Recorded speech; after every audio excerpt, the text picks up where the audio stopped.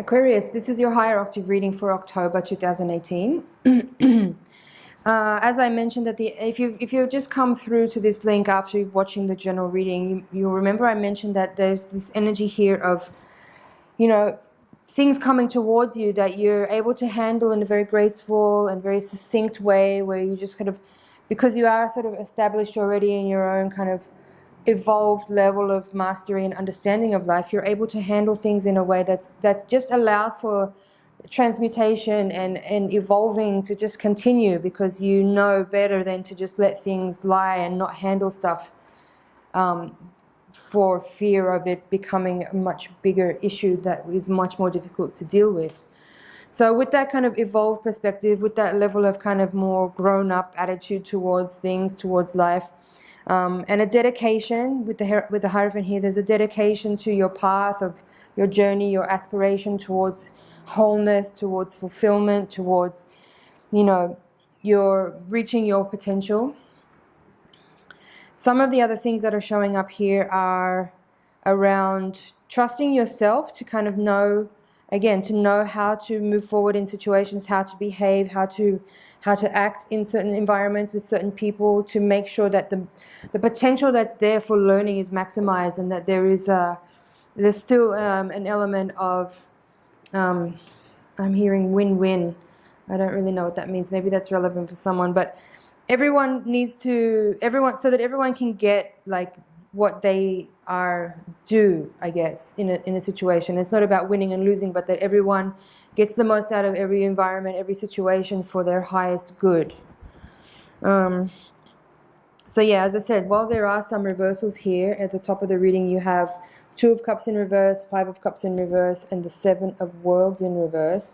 I'm not seeing this at all in any negative kind of way. This is just saying to me that there are like some, there's various different factors at play, and I feel like there's something here about your role in a wider group of people. I feel like there's something going on in a community, a group of people, where you are bringing to light some kind of grievances somehow, and in doing so, it's kind of like just being the voice of reason, or voicing something, voicing your opinion even, and it does shake things up a little bit. There's no right or wrong here. There's no indication here that you're right and everyone's wrong, or that there's right and wrong. It's not about that. It's simply just being a vessel, and overcoming certain hindrances or blockages in your own self with confidence that has prevented you perhaps from speaking out in the past. That this is a moment for you where it feels like you're overcoming some type of internal resistance to speaking the truth, and you're just going to go for it in this case. You have 2 of the Sages here in this reading. Now in this deck, in the Voyager deck, when it comes to the court cards, there are the children, which relate to the pages, and you have the women, which relate to the queens, and the men relate to kings, and then you have the sage. So instead of having the knight is replaced by the child, which is basically a merger of the page and the knight. Is the child, and then the man and the woman are the king and the queen. And the sage card represents the kind of epitome of the element of that suit, in that the sage has entirely mastered that element.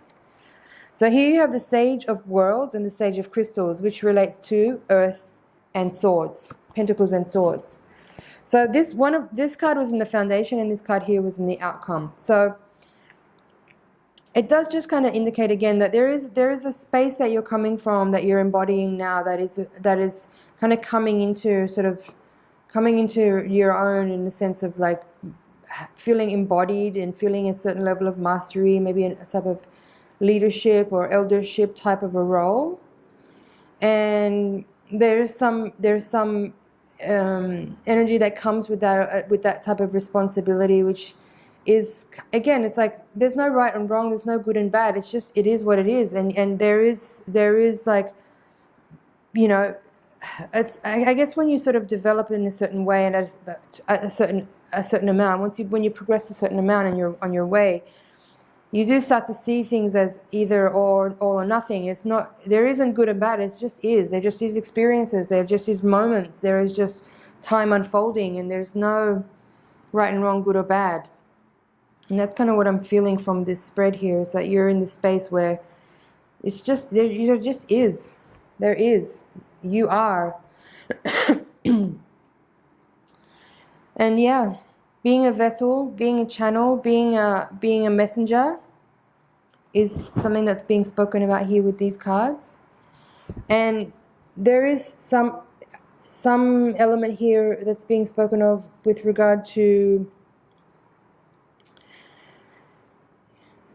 I don't know how to put it into words, overcoming loss, overcoming adversity, and turning that into gold, like that, the transmutation of those painful, difficult experiences and turning them into gold. I guess that's what the sage is, the mastery is. It's like how to transmute all experiences to create, you know, beneficial, pure energy out of it.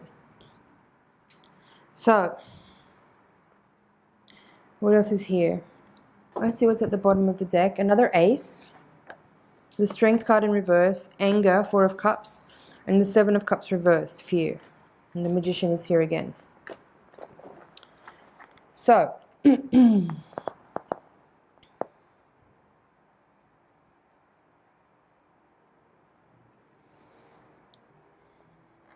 even though I did just say all that about, you know, mastery and becoming a kind of leadership, embodying your elder kind of leadership type of role, there is also the other side of that here. There is still some, you know, there is some stuff here about, you know, your own personal pain that still is eternally being uncovered. You know, there's no point in life where you're just done with your process of evolving. Even after death, it still carries on. There's always learning, there's always growing.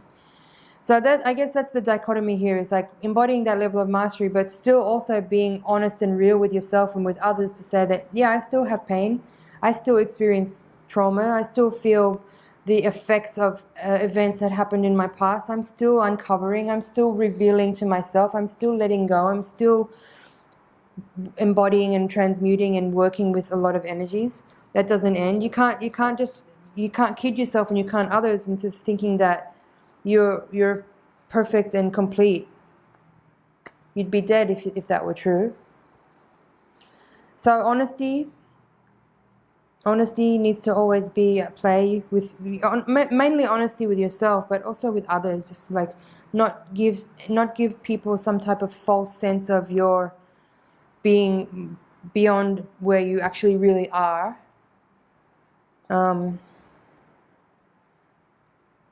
But fundamentally being committed to your path and forever enduring life in the human form and beyond. But it doesn't have to be so serious, you know. Like you have the magic of the Magician here. You have the Strength card, and also you have these cards here that I mentioned earlier with the reminding you about playfulness and fun. There it is, the player, the child of worlds.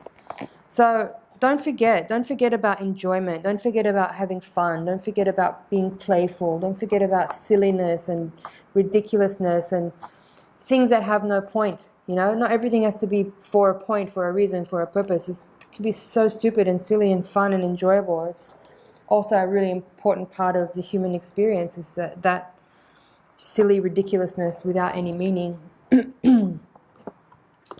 So Aquarius, I'm going to leave it there. I hope that was helpful. Watch it again and check it out again in another week's time. Do watch the previous general reading as well. I'll put the link in the description box below so you can have them both together and watch them both again in a week's time. Stay clear, stay present, stay grounded. You got this. I'll see you in the next reading. Thanks, Aquarius.